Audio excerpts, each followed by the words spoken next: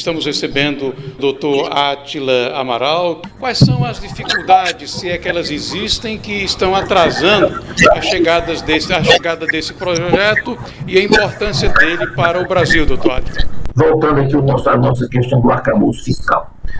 O problema é que há uma situação extremamente clara de necessidade de equilíbrio das contas públicas para produzir um mínimo de estabilidade social para investimentos. Como é que tradicionalmente se estabelece o equilíbrio das contas, né? Há sempre a necessidade, ou quase sempre, a necessidade de cortar gastos. Para as forças de esquerda é sempre muito difícil falar em corte de gastos, porque o discurso político da esquerda geralmente exagera na ideia de que se você tiver uma condução justa das coisas, há dinheiro para resolver tudo. Se for para cortar, isso implica algum setor da economia, alguma área do governo que vai ser penalizado. Então isso gera impopularidade. Por outro lado, se for para aumentar imposto, vai criar confusão e vai atingir também setores que têm força no governo e na oposição. Então fica difícil equilibrar esses fatores todos. É claro que a perspectiva do governo atual é de ampla expansão dos gastos. Essa ampla expansão dos gastos vai estar relacionada com o aumento de funcionário público, com uma série de atividades que se pretende desenvolver, de concessões, mas a linha geral do arcabouço fiscal, que inclusive nós falamos em orçamento secreto, mas o arcabouço recebeu umas mudanças aí que nós não sabemos ainda, recentes, sabe? Porque eles estão fazendo mudanças aí para ver se conseguem aprovar. Porque ele vai envolver o quê? Algumas concessões que foram feitas em termos de imposto vão ser tiradas. Então, os setores que vão ser afetados, naturalmente, vão se mobilizar, vão criticar o governo, vão se posicionar contrariamente ao governo. As consequências também de aumentos de gastos são mal vistas por certos setores da sociedade. O que é que está acontecendo? Eles não conseguiram ainda chegar a uma situação em que eles consigam minimamente equilibrar esses interesses, equilibrar para a aprovação, né? Porque para equilibrar na vida social mesmo e na prática e equilibrar os gastos é muito difícil. Então a confusão tem muito a ver com a própria mentalidade do governo. O governo, por exemplo, não é um assunto diretamente ligado ao arcabouço, mas, por exemplo, não teve aquela história da indústria naval? O governo cismou já naquele primeiro governo. Ele cismou que tinha que criar uma indústria naval, que tinha o pré-sal, aí o pré-sal ia precisar de navio, e por que comprar navio se a gente pode fazer? Teoricamente é uma coisa lógica, a gente pode fazer o navio, só que isso aí tem que ser visto dentro de uma realidade.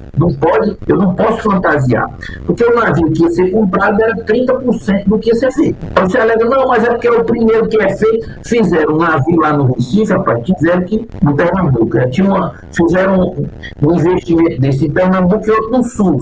Isso da cabeça do governo, porque o governo estava nessa época cheio de dinheiro, ele podia jogar no mar. Resultado, quando fizeram o navio, tiveram que fazer uma mobilização para o navio não afundar. Teve uma mobilização. É porque a imprensa não dá muito valor, mas houve Bom, tudo bem, o fato é que o negócio não deu certo. Não deu certo. Agora, então, porque geralmente, quando você fala uma coisa errada, o normal é que você se afaste dela. Mas por alguma mistério da nossa alquimia política, parece que nós fazemos errado e queremos insistir no erro. Isso que ele está dizendo, pode ser que em alguns setores menos complexos isso seja verdadeiro, mas nesse setor, quando a gente vai tomar decisões, nós estamos tratando de coisas específicas. Então nós temos um mínimo de expertise, se tiver, mas pode até ser. Ou ele vai incentivar como a indústria naval, incentivando o privado, ele vai querer criar um estatal para fazer o negócio. Essa mentalidade toda cria uma situação que é a seguinte: esse intervencionismo pressupõe uma capacidade do governo. Os críticos desse intervencionismo exagerado falam que esse Estado planejador ele precisaria ter um conhecimento que está disperso na sociedade que ele não tem. A tendência dele é dar errado. Resumindo, o arcabouço fiscal fizeram mudanças recentes. Se eu me perguntar qual é o conteúdo atual dele, eu não sei, porque recentemente houve mudança para tornar mais palatável, para ver se aprova. Mas mesmo assim está difícil, porque você está como existe a percepção. Quando havia aquela discussão do Bolsonaro, que ele ia precisar de alguns bilhões para pagar o aumento, né, para manter aqueles R$ 600, a imprensa falava em medidas kamikaze, ou seja, 40 bilhões eram tidos como algo que poderia afetar a economia do país, gerar mais inflação. Aí aprovaram depois algo em torno de 4 vezes isso, e não se diz que é perigoso. 40 bilhões é perigoso, agora quase 200 está autorizado. Então, na realidade é o seguinte, o arcabouço fiscal, ele está tendo uma certa dificuldade, o governo está tendo uma certa dificuldade para produzir uma peça que produza um nível grande de aceitação e permita a aprovação. E o que é que está por trás disso? A mentalidade do governo que vai resolver todos os problemas do mundo e, portanto, vai gastar demais. Esse arcabouço tira isenções, mas não há corte de gasto propriamente significativo. Sem corte de gasto, tudo bem, você pode combinar as duas coisas, mas o nível de corte de gasto é muito baixo, porque você vai jogar esses gastos para a sociedade de novo. O governo tem uma técnica muito inteligente, dizendo que o imposto vai para a empresa. Agora, é evidente que não precisa ser gênio, nem fazer doutorado, para saber de que se o imposto vai para a empresa vai repassar para os serviços ou para os produtos que ela oferece. Isso é óbvio, né? Parece que o governo está encontrando dificuldades dentro do Congresso e também fora do Congresso Nacional. Só 3% dos operadores de mercado veem o marco fiscal como positivo, que é exatamente esse arcabouço. 84% desaprovam esse marco fiscal, doutor Átila. Como é que o governo vai resolver essa situação? Essas perguntas assim ao povo sobre marco fiscal, sobre arcabouço, sobre... O arcabouço fiscal é o conjunto de referências para balizar.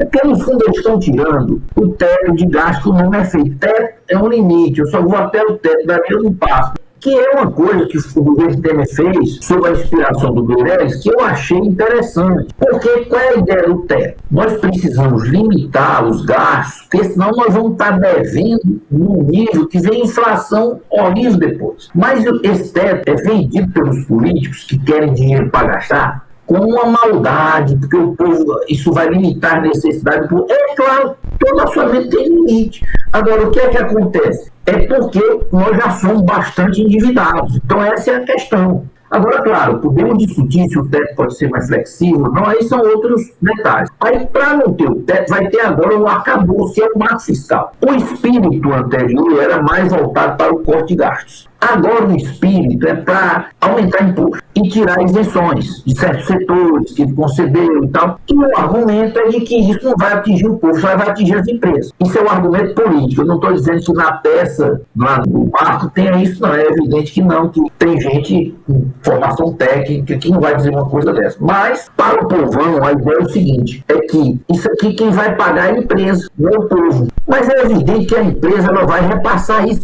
do serviço que ela presta. Agora, por que ele está tendo dificuldade?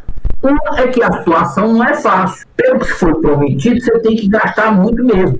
Mas tem os setores que vão arcar com esse custo na sociedade. Esses estão chiando. E está todo mundo desconfiado. Há também questões de articulação do governo. Aqui tem um deputado, certo, que chama-se José Ayrton. Ele chegou a ser candidato a governador, quase que se elegia contra o Lúcio Alcântara, que era um político tradicional.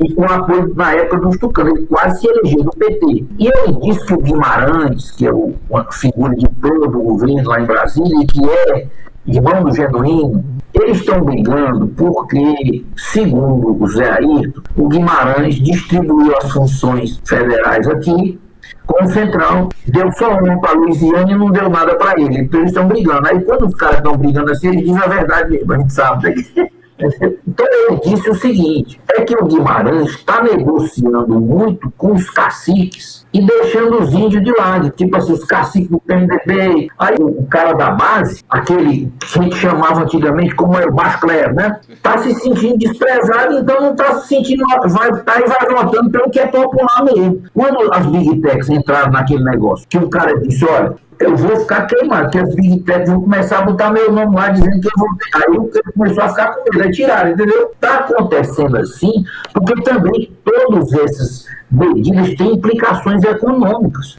Claro que seria uma leviandade nossa dizer que ao gerir o nosso país não é uma situação fácil, porque são muitos interesses, são muitas, né? Não é fácil. O problema é que se torna mais difícil quando eu faço promessas que não são realizáveis facilmente. Aí eu vou ter que estourar o orçamento. Há o risco de você ter um ano com muitos gastos, até com uma certa popularidade, e depois, daqui a um ano e meio, um ano vem a inflação, vem o desemprego.